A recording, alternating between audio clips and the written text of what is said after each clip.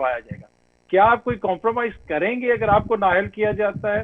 اس کے اوپر آپ تھوڑا سا بتا دیجئے. اور خدا نہ خواستہ اگر آپ کی جماعت یہ سمجھتی ہے کہ آپ کو نااہل کیا جا رہا ہے تو پھر آپ لوگ انتخابات میں جائیں گے یا پھر بائیک آؤٹ کریں گے؟ اچھا سر،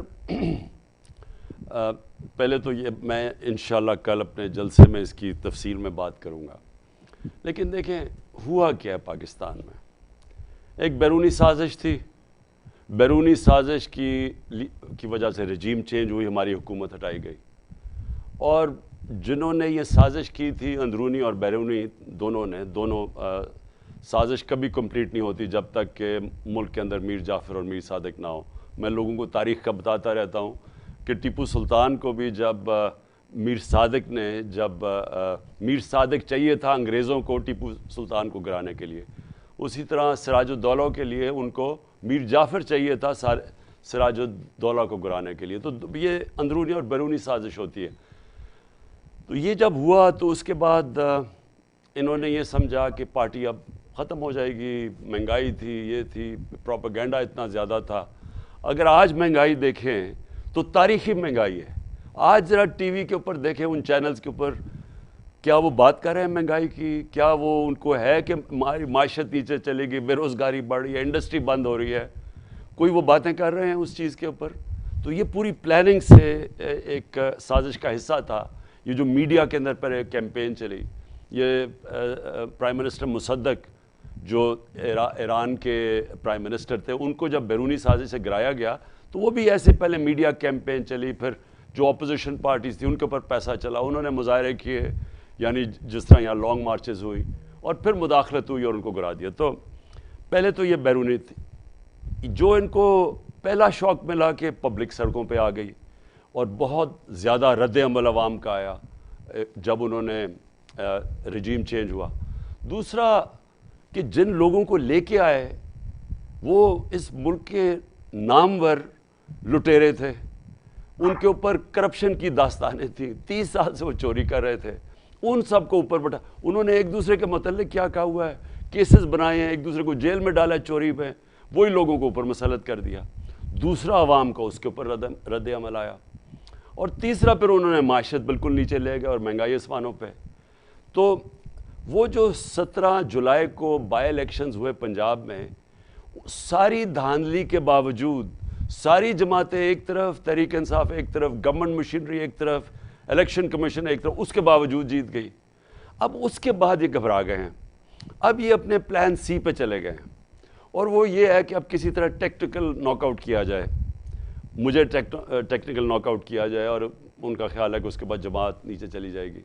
اور اس کے لیے یہ فورن فنڈنگ کیس ہے، توشہ خانہ کیس ہے، یہ سارے وہ چیزیں ہیں جو کہ جس وقت بھی عدالت کے سامنے جائیں گی، میں آپ کو یقین دلاتا ہوں فیکٹس آئیں گے تو یہ کوئی کیسز ہی نہیں ہے.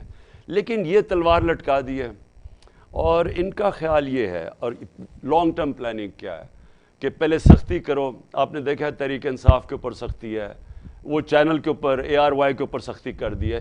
سوچے چینل کو اس کو بین کر دی ہے. اب اس کا کیا قصور ہے کہ وہ اگر شہباز گل کوئی بات کہہ گیا ہے تو چینل کا کیا قصور ہے؟ وہ پلان یہ ہے کہ کوئی جو میری آواز ہو وہ بند کی جائے، اور آواز بھی بند کی. اور جو مخالف چینلز ہیں، یہ ٹی وی پہ دیکھیں کس طرح کا شدید پروپیگنڈا چل رہا ہے. یہ فوج کو جی عمران خان نے یہ کہہ دیا، ہر چیز ڈھونڈی جا رہی ہے. یہ پورا پروپیگنڈا ہے، اس کے اوپر پیسہ چلا ہوا ہے. اور کوشش یہ ہے کہ پھر یہ پروپیگنڈا کے بعد کوئی بین آ جائے، اور پھر ڈیل یہ کی جائے کہ اچھا جی عمران خان کو بھی ہم اگر یہ بین ہٹاتے ہیں تو نواز شریف کا بھی وہ جو نااہل ہوا ہے وہ بھی ہٹا دیں. یار اس طرح کی کوئی باغین ہے. یہ اتنا خوفناک پلان ہے، اس سے پاکستان کو کوئی سمجھ ہی نہیں رہا کہ کتنا بڑا نقصان ہونا ہے. ایک پاکستان کی فیڈرل پارٹی کو، پہلے واحد پاکستان کی پارٹی ہے جو سارے صوبوں میں ہے. آج ایک اگر نیشنل ملک کو اکٹھا رکھ سکتی ہے، فیڈریشن کو، وہ تحریک انصاف ہے.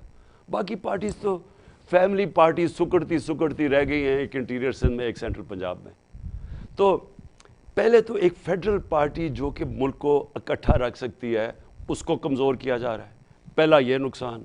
دوسرا ایک آدمی جو 30 سال سے چوری کر رہا ہے، جس کا انٹرنیشنل انکشاف ہوا ہے، یہ جو پینما پیپرز، وہ تو دنیا میں ایک انکشاف ہو، جن کے 4 فلیٹ اربوں روپے کے فلیٹس لندن کے سب سے مہنگے علاقے میں مل گئے۔ اس کے بعد وہ آ گیا کہ وہ بیٹی کے نام پہ وہ فلیٹس لیے تھے نواز شریف نے، تو اس کے اوپر اس کو کنوکشن ہوئی ہے۔ اس کو کمپیئر کر رہے ہیں میرے سے، یہ جو توشہ خانہ کیس ہے اور یہ جو فورن فنڈنگ کیس ہے، اس سے کمپیئر کر رہے ہیں اور کسی قسم کی ڈیل کروا رہے ہیں۔ دیکھیں، میں کسی ڈیل کا حصہ نہیں نہ بناؤں نہ بن سکتا ہوں۔ یہ جو ڈیل ہے، یہ ڈیل پاکستان کی تباہی ہے۔ یہ وہ N R O type deal ہے، یہ این آر او 2 نواز شریف کو دینے کی کوشش کر رہے ہیں، پہلی دفعہ لے چکے این آر او۔ اس لیے پورا لا عمل تو میں کل آپ کو بتاؤں گا اپنے انشاءاللہ جلسے میں، لیکن آج میں یہ کہنا چاہتا ہوں کہ یہ جو سازش چل رہی ہے، یہ مجھے تو کوشش کر رہے ہیں کہ کسی طرح راستے سے ہٹایا جائے، لیکن اصل میں تو پاکستان کی کیوں ادھر دھکیل رہے ہیں، پاکستان کو جو ہمارے دشمن چاہتے ہیں۔ جی